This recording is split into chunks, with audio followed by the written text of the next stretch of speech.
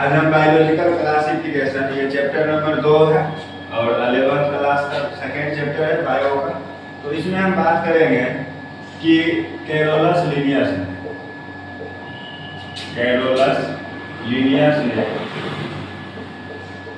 Carolus Linnaeus नाम का जो साइंटिस्ट था उसने जो है 2 भागों में डिवाइड किया। ठीक है, 2 पार्ट्स में डिवाइड किया और 2 भाग में डिवाइड किया। एक बोला प्लांटी, जिसको प्लांट बोलते हैं, और दूसरा बोला एनिमेलिया। बाद में जब मॉडर्न मतलब आधुनिक रूप से खोज हुआ, इसके बाद एक साइंटिस्ट आया जिसका नाम था R.H. व्हिटेकर। ठीक है, एक साइंटिस्ट आया जिसका नाम था R.H. व्हिटेकर।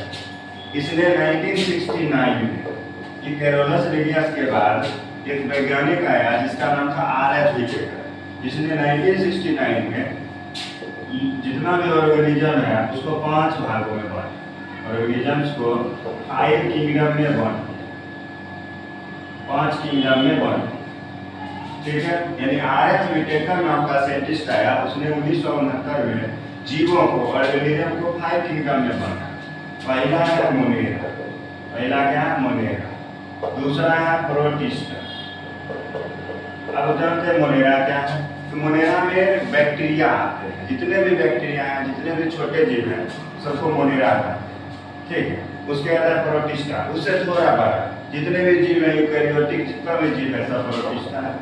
उससे थोड़ा बढ़ेंगे तो फंगी आएगा, उससे थोड़ा बढ़ेंगे तो प्लांटी आएगा, प्लांटी मतलब प्लांट आएगा, और लास्ट जो है वो है एनिमेलिया। लास्ट जो है वो है एनिमेलिया। अब सभी बच्चे जो है पेन और कॉपी लेकर रेडी रहेंगे और नोट्स लिख लेंगे। तो इसमें है कि Carolus Linnaeus divided organisms into, यानी कैरोलस लिनियस ने जीवों को बांटा, 2 भागों में बांटा, एक प्लांट्स और एक एनिमेलिया। प्लांट मतलब पौधे में, एनिमेलिया मतलब जानवर में। उसके बाद एक नया साइंटिस्ट आए जिसका नाम था R.H. व्हिटेकर, और R.H. व्हिटेकर ने प्रोपोज्ड ऑर्गेनिज्म इन 1969।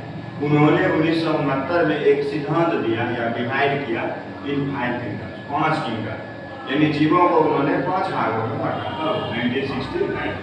तो पहला है मोनेरा, पहला है मोनेरा। मोनेरा के अंतर्गत कौन आते हैं? तो प्रोकैरियोटिक आते हैं। मतलब प्रोकैरियोटिक मतलब क्या? जिसमें कि न्यूक्लियस नहीं होता है। उसके बाद आया प्रोटिस्टा, जिसमें यूकैरियोटिक आते हैं। उसके बाद आया फंगी, फंगी में जो है उससे और डेवलपमेंट हुआ। ठीक है, इसमें यूकैरियोटिक में आ गए और प्रोकैरियोटिक में आ गया। उसके बाद आ गया प्लांट, यानी प्लांट जो डेवलप्ड हो गया।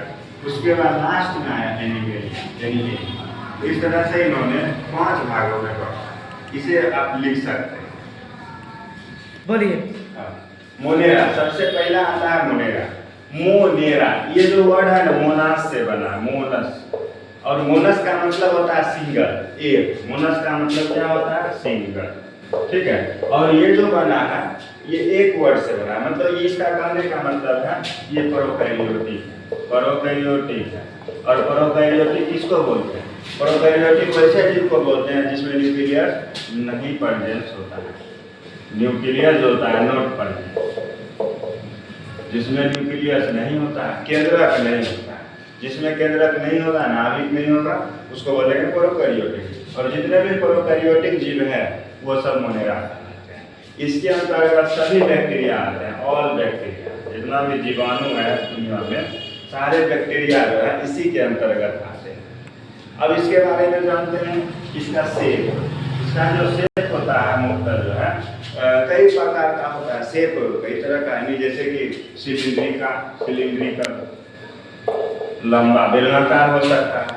ठीक है, उसके बाद फोकस हो सकता है, फोकस मतलब गोल हो सकता है, राउंड में हो सकता है।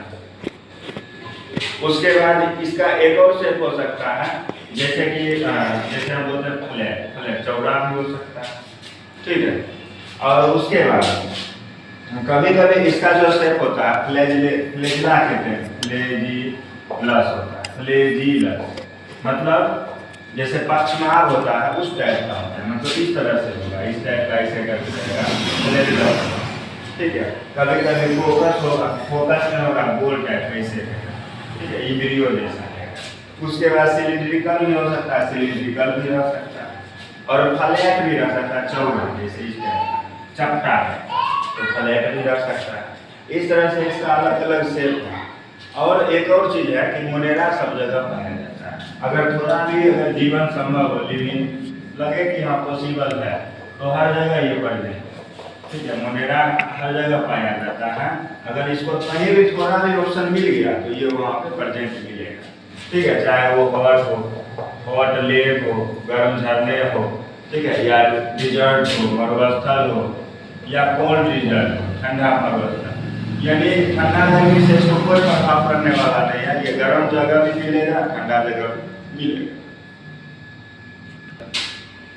उसके बाद कोल्ड डिजर्ट में पाया जाता है। उसके बाद जहाँ रेन होता है, बारिश ज़्यादा है, वहाँ भी पाया जाएगा, रेनी एरिया। ठीक है, उसके बाद डम जहाँ भी मतलब ज़्यादातर ह्यूमिड है, जहाँ नमी है ज़्यादा, ह्यूमिड एरिया में भी पाया जाता है। इसका मतलब है कि ये हर जगह पाया जाता है, चाहे जंगल हो।